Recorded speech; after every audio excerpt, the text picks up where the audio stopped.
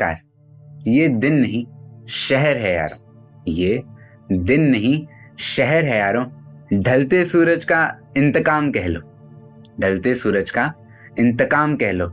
जब लिखता कवि अपने दिल के अश्रुओं से है, जब लिखता कवि अपने दिल के अश्रुओं से है, ये जहां जो है वो रोता है, हंसता है, खेलता या गिड़गिड़ाता है।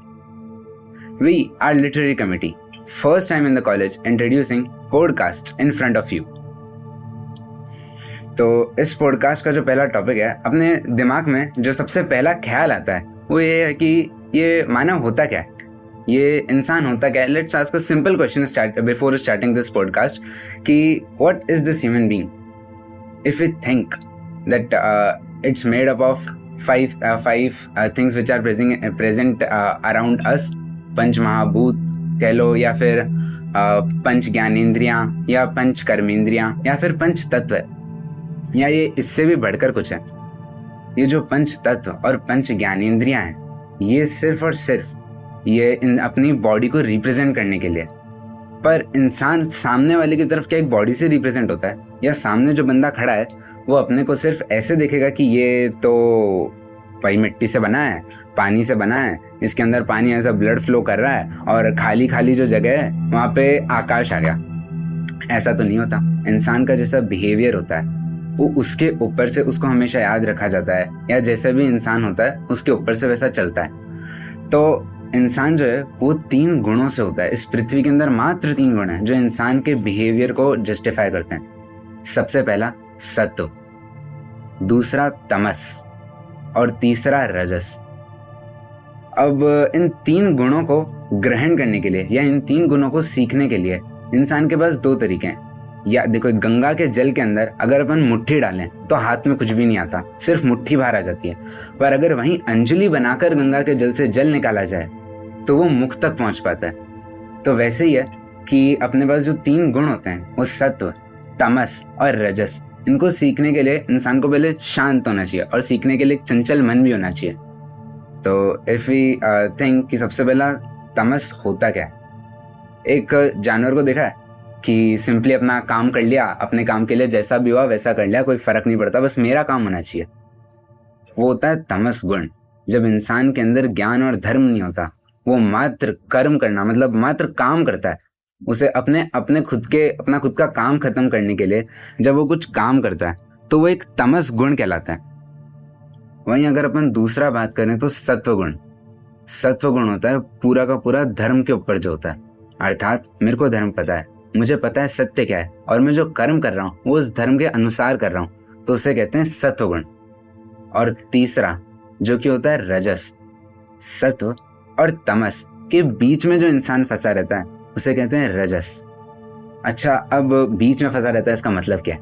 इसका मतलब है कि आपके पास ज्ञान है, आपको धर्म पता है, आपको उचित पता है, अनुचित पता है, पर आप अपने ही स्वार्थ के लिए अपने अहंकार के अंदर आके अगर कोई काम करते हो तो उसे रजस गुण कहा जाता है। अच्छा भाई, तो क्या ये एक इंसान के अंदर इनमें से सिर्फ एक ही होता है कि इन 3 में से कोई एक इंसान के अंदर होगा भाई ये सत्व इंसान है, ये रजस इंसान है, ये तमस इंसान है? ऐसा नहीं होता। हर इंसान के अंदर इन 3 का क्वालिटी होता है कि इसके अंदर सत्व ज्यादा है, या इसके अंदर तमस ज्यादा है, या इसके अंदर रजस ज्यादा है। क्या ज्यादा है?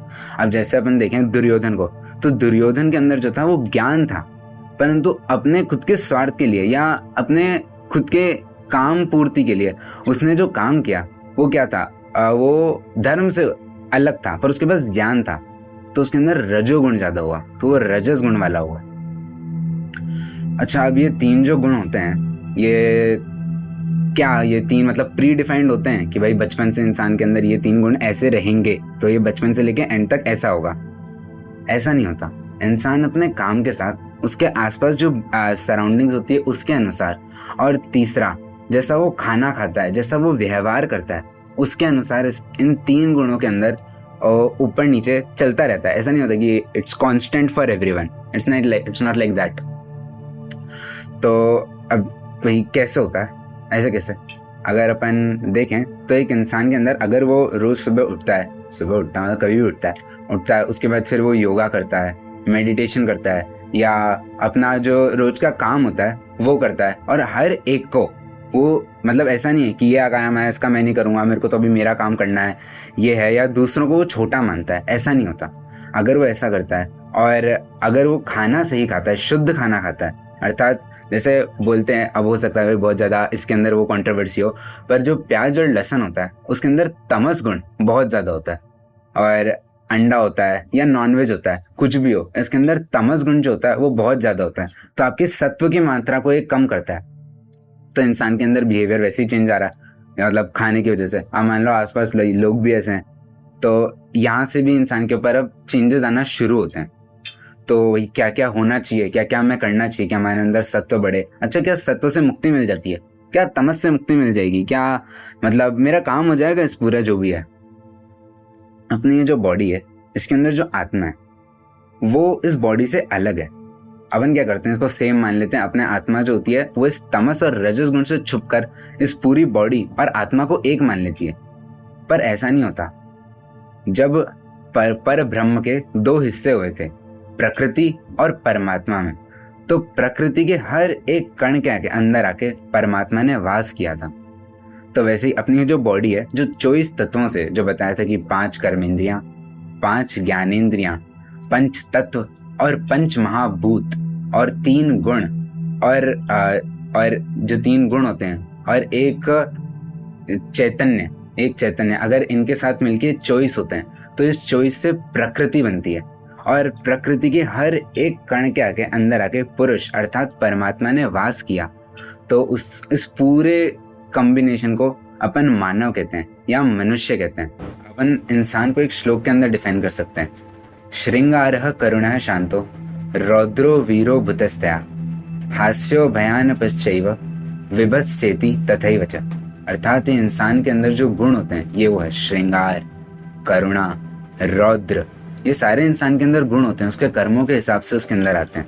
ऐसे ही और पॉडकास्ट के लिए containing book reviews, conspiracy theories, geopolitics और LNMIT की ढेरों खबरों से जुड़े रहने के लिए सब्सक्राइब करें हमारे YouTube channel and follow our beautiful science page.